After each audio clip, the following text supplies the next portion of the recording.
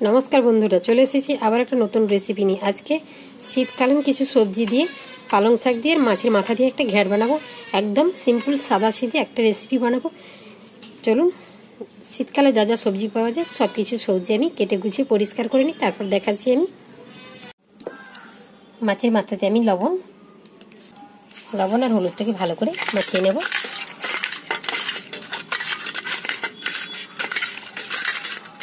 আমি এখানে বড় রুই মাছের মাথা নিয়েছি, আপনারা কাতলা মাছ, ভেটকি মাছ, যে কোনো মাছের মাথা দিয়ে করতে পারেন।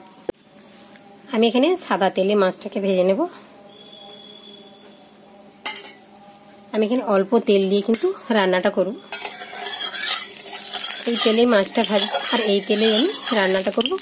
এর থেকে বেশি তেল আমি ব্যবহার করব না। মাছের মাথাটাকে কড়া করে ভেজে নেব।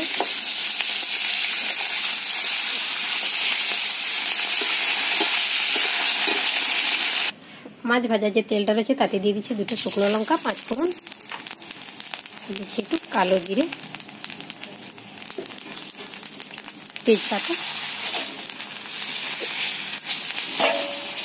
একটা মিডিয়াম সাইজের পেঁয়াজ। আমি মাছ ভাজার তেলটা দিয়েই রান্না করছি, আপনারা চাইলে এই তেলটা বাদ দিয়েও করতে পারেন। পেঁয়াজটাকে একটু ভেজে নেব। আমি কিন্তু আর তেল ব্যবহার করলাম না, মাছের মাথাটা ভাজার জন্য যেটুকু তেল ব্যবহার করেছি সেটা দিয়ে কিন্তু আমি রান্নাটা করছি। দিচ্ছি আমি হলুদ,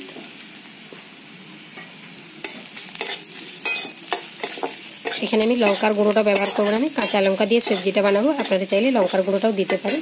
এবার আমি কেটে রাখা সব সবজিগুলোকে দিয়ে দেবো।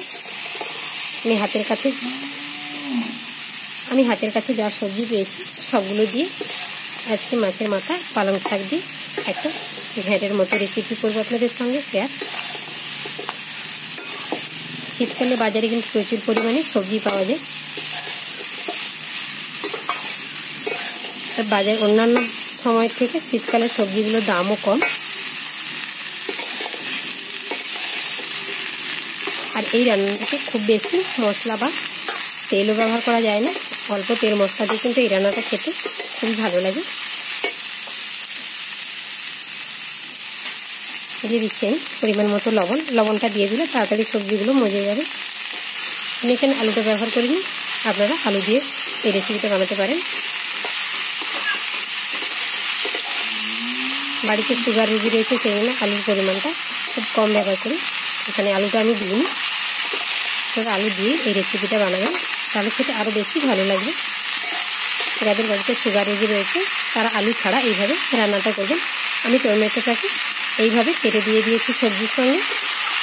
আপনারা চাইলে এটা মশলার সঙ্গেও ব্যবহার করতে পারেন, আমি কিন্তু করলাম না, এইভাবে সবজির সঙ্গে দিয়েই করছি।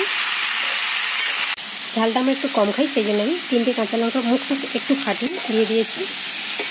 আপনারা ঝালটা যেমন পছন্দ করেন সেই হিসেবেই ঝালটা দেবেন। আমাদের বাড়িতে কিন্তু শীতকালে প্রায় এরকমই সবজি হয়, সব কিছু সবজি দিয়ে একটা সবজি হয়। এই সবজিটা দিয়ে কিন্তু ভাত খাওয়া হয়ে যায় আর খেতে সত্যি খুবই ভালো লাগে। সবজির রেসিপিটা চটজলদি হয়ে যায়, খুব বেশি সময় লাগে না। এটা দিয়ে বাড়িতে আর কিছু না থাকলে একটা সবজি দিয়ে কিন্তু খাওয়া হয়ে যায়। আর এই সবজিটা হালকা আঁচে রান্না করবেন, জল ছাড়া যদি রান্না করতে পারেন তাহলে কিন্তু খেতে আরও বেশি ভালো লাগে। এটাকে অল্প আঁচে ঢেকে ঢেকে রান্না করলে খুবই ভালো হয়।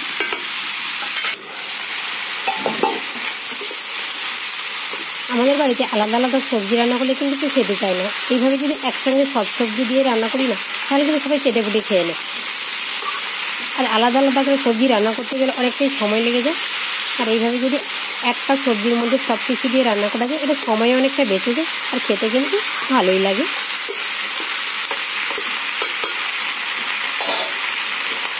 আর এর মধ্যে মাছের মাথা দিলে আরও বেশি ভালো লাগে। আপনারা চাইলে এটা নিরামিষও বানিয়ে নিতে পারেন। সেখানে আপনারা পেঁয়াজটা বাদ দেবেন আর মাছের মাথাটা বাদ দিয়ে আদা বাটা দিয়ে করবেন, সেটাও খেতে ভালোই লাগে।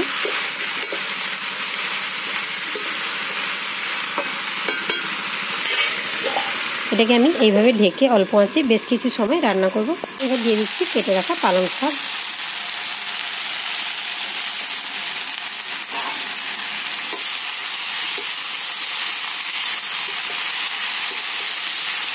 সবজিগুলো নাড়াচাড়ার পর দেখবেন যদি প্রয়োজন হয় জল দেবেন, নাহলে কিন্তু এমনিই রান্না করবেন।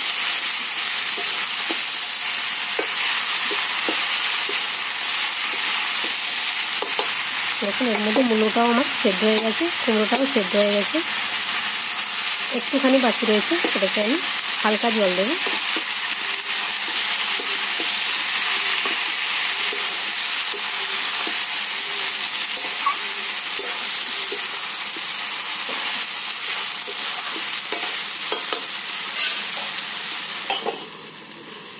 অল্প একটু জল দিয়ে দিচ্ছি, একদমই সামান্য জল দিয়েছি।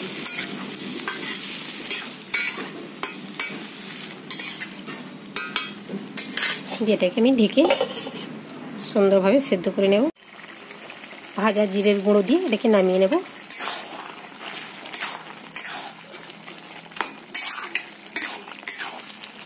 এটা একটু এইভাবে জল জল থাকলে খেতে বেশি ভালো লাগবে। আপনারা যদি এর থেকে একটু শুকনো করতে চান করে নিতে পারেন।